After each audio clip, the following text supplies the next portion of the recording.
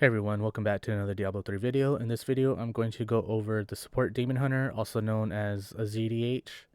The main thing that makes this build work is the god set. You want the 4-piece bonus, and then the crimson set with the 3-piece bonus. So it's going to be the god boots, god shoulders, the god gloves, crimson pants, and crimson belt. For the helmet, it will be Leoric's crown. This increases the effect of the gem that you have in here. Whatever gem, you could choose the gem that you prefer, whether if it's topaz, diamond, or ruby. Go with what you personally need more of. So if you're having issues with your resource, then go with the topaz. If you're not having issues with that and you're having issues with cooldown reduction, then go with the diamond. If you're not having any of those issues, then this is where you would slot in the ruby, which will give you more experience. Chest piece, it's going to be Aquila. This is going to help you take reduced damage so long as your primary resource is above 90%, which for the most part, you'll always be close to 100% for the most part. So this is very great for allowing you to be more tanky. As far as the armor piece gems, I have all resistance on here, mainly because since this is a dexterity class, dexterity also scales with armor. So you'll notice like you have more armor than anything. So see right here, dexterity on the very bottom of it, it increases the armor by the same number of your dexterity. So this means I'll have a lot of armor, but all resistance will be lacking. So to kind of help mitigate that, I'll also be having the all resistance in my armor. If you prefer to go a different route, by all means, do what you prefer. For bracers, I'm using Nemesis bracers. This allows you to spawn an elite when you click on a pylon. Then necklace will be Flavor of Time. This allows the pylons to last 2 times longer. One of the legendary gems I'm using is Ice Blink. This is mainly for the additional crit chance that you give the DPS for when you hit with a chilling effect. So it helps buff the damage. One of the rings you will be using is Oculus Ring. This allows for a chance for a ring to spawn around an area where an enemy was killed. This buffs the damage of the DPS so long as they're standing within that ring. Another gem that we'll be using is Gogok of Swiftness. This allows you to increase your attack speed, your dodge chance, and also gives you more cooldown reduction. Then the other ring that you'll be using is Obsidian Ring of the Zodiac. This allows you for more cooldown reduction, so as long as you're hitting with the resource spending skill, it helps reduce the cooldown of one of your skills, which you'll always be doing this since you're going to be spinning for the most part, and that's going to be a resource spending skill, so it helps you with good uptime on your cooldowns. The other gem that you will be using is the Toxin Gem.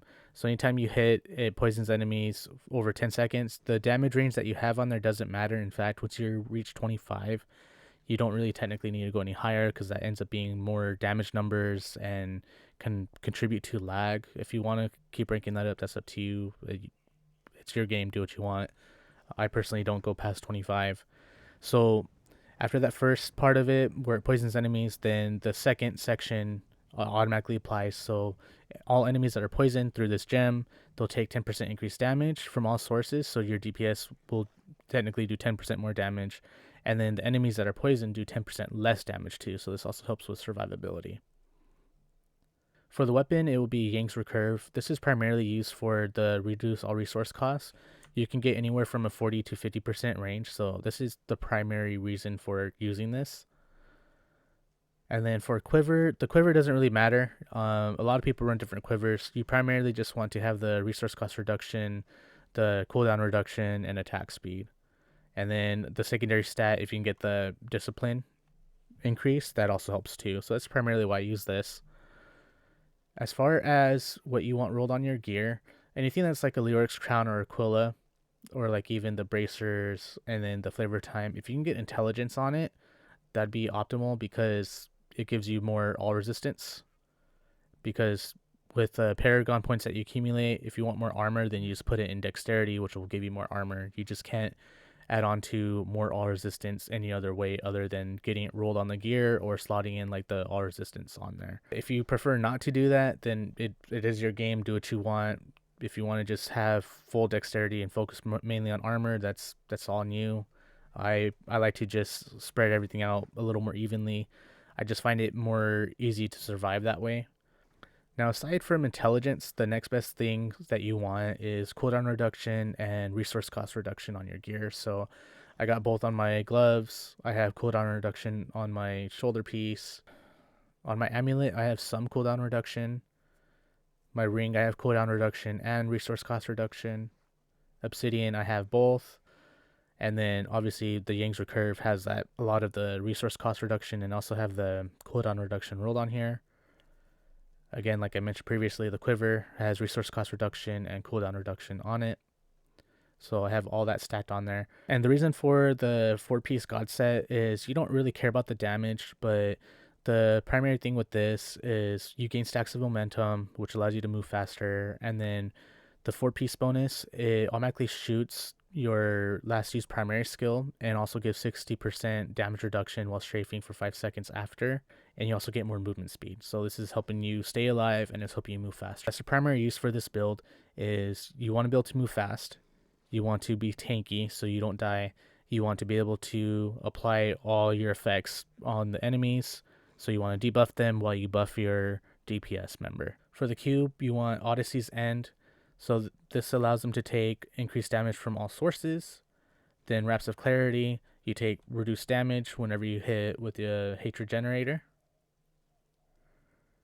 And then I covered earlier the Ring of Royal Grandeur. This is what allows you to get the 3-piece bonus while only having 2-piece on, and then the 4-piece God bonus while only having the 3 on there. Now for the skills, it's going to be Entangling Shot, Chain Gang,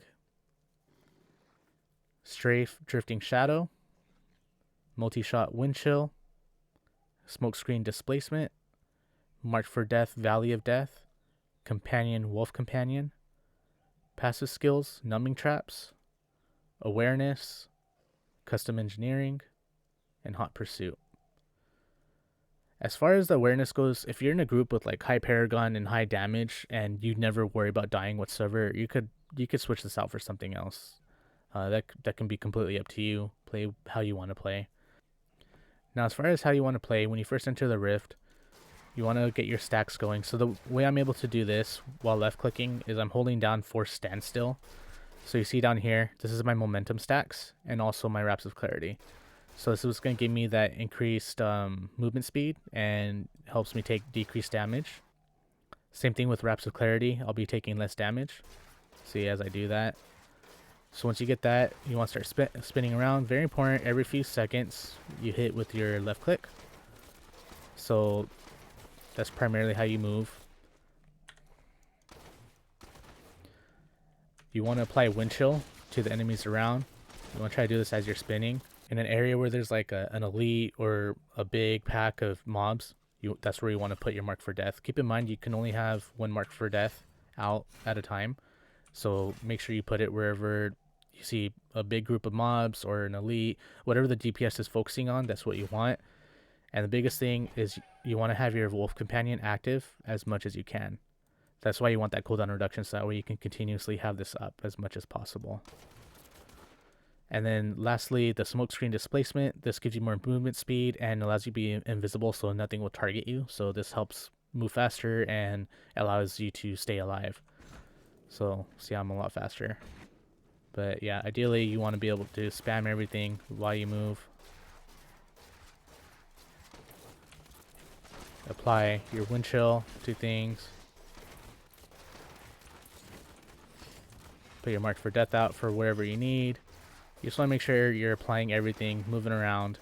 There's a pylon, you click on the pylon. So it's pretty simple, straightforward build. It can be a little weird to get used to with keeping up your stacks, spinning around, applying your multi-shot, and then, you know, your Mark for Death. But the more you play it, you'll get used to it after a while. This is honestly the easiest support class to play in my opinion. Others may agree or disagree, but that's my personal opinion. There is another variation that people have been using, and this is like if you have no issues at all whatsoever with your resource cost reduction, and if you're like with the very fast and powerful DPS, some people drop Yang's Recurve and they'll actually equip Odyssey's End, and then instead they will have Bariza equipped, so that way the projectiles pierce 2 additional times. Now that's for like higher Paragon groups, but like the most common setup is the one I'm currently using. If you're in a group that prefers something else, just make sure you have this as an ability in the cube, and then an extra Odyssey's End like in your stash or something, or even on you, just in case if someone prefers a different build. Sorry, something I forgot to cover earlier. For the gem I have is Gem of Ease, that gives you more XP. So yeah, that's all there is to it. If you found this video helpful, please like and subscribe. It helps me out tremendously. Thanks for watching. I'll catch you in the next one.